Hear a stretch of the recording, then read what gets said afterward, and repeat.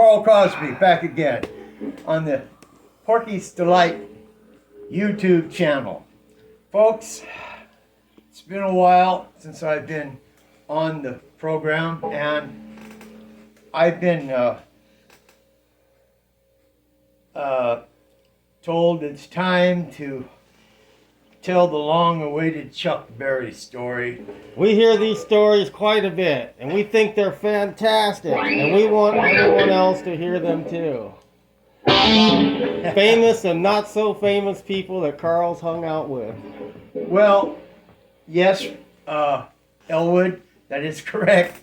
But in the early 70s, I was a young man, and I was in Seattle. I'm from the Seattle-Tacoma area originally. I've lived in the Bay Area, and Berkeley and LA, and I've been in the music business for about 55 years since I was a little Carl, a kid, on the Brakeman Bill show, playing guitar with Buck Owens and people like that, and Bonnie Guitar, but I wasn't even old enough to get in the Aquarius Tavern off Aurora in Seattle, and I had my first encounter with the legendary Mr. Chuck Berry. And Chuck, I was in the tavern setting up the equipment because I was the house band, and through Far West Productions,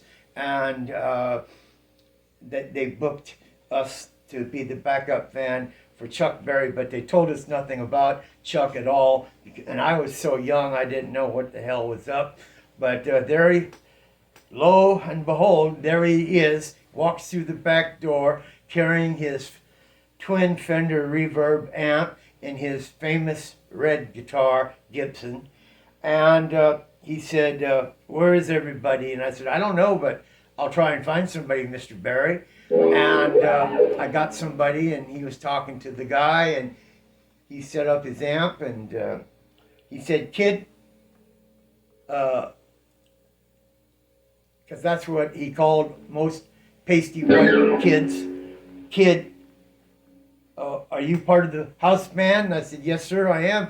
He said, what are you playing? I said, I'm playing bass. He said, is this your amp? I said, yes, sir, it is. He said, four, do not play any louder than 4, or I will kick you off the friggin' stage. I said, yes, Mr. Berry.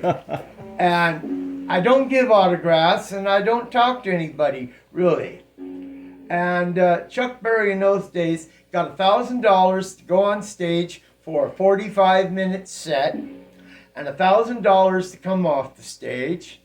And the bass player from Heart played a bumper shoot many years ago where he got kicked off the stage for playing too loud by Chuck Berry, and Chuck Berry didn't pay for his hospitalization, nor sent him a card or visited him.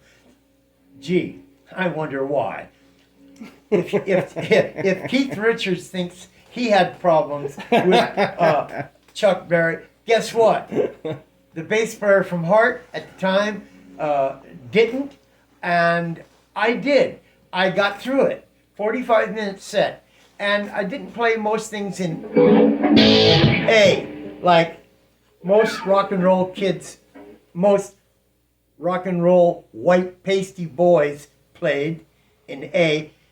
Chuck Berry played everything in flat, E flat, A flat, so I had to transpose the music quickly, and I did so, and I lived through the Chuck Berry experience. And to finish up the story in its proper context, Chuck asked me about some of the women in the clubs, and I noticed that he was a real ladies' man. And I said, well, those ladies over there might be more of your liking, Chuck.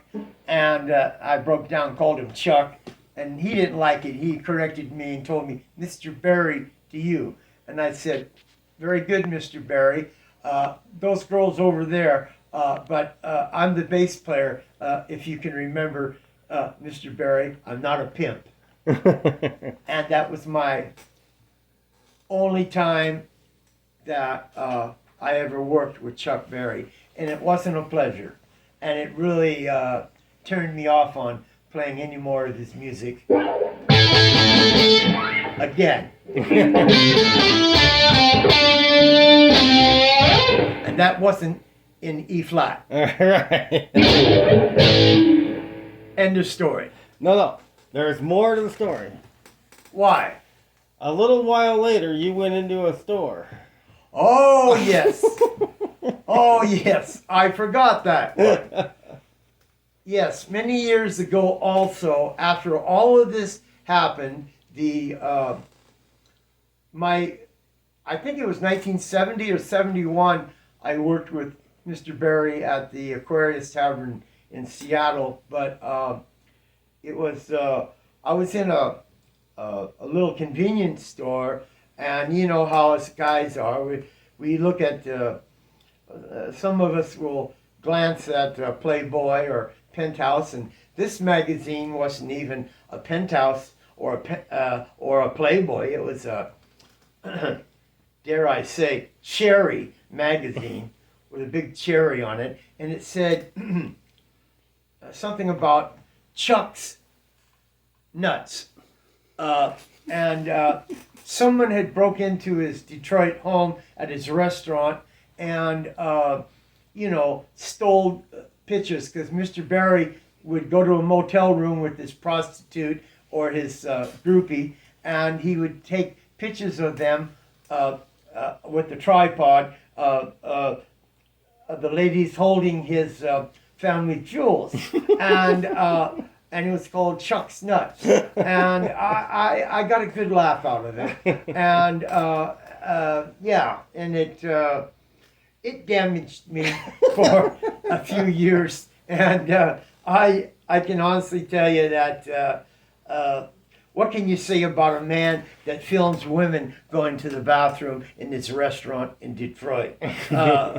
He got in trouble on that many years later, Oh, no. after someone stole his girly pictures. Right. And these pictures that were published in the 80s were taken, I believe, in the 60s and early 70s I see. by the styles of the ladies' hair. Right. Because I used to be a hairdresser, I know these things. Right. So that's about it for my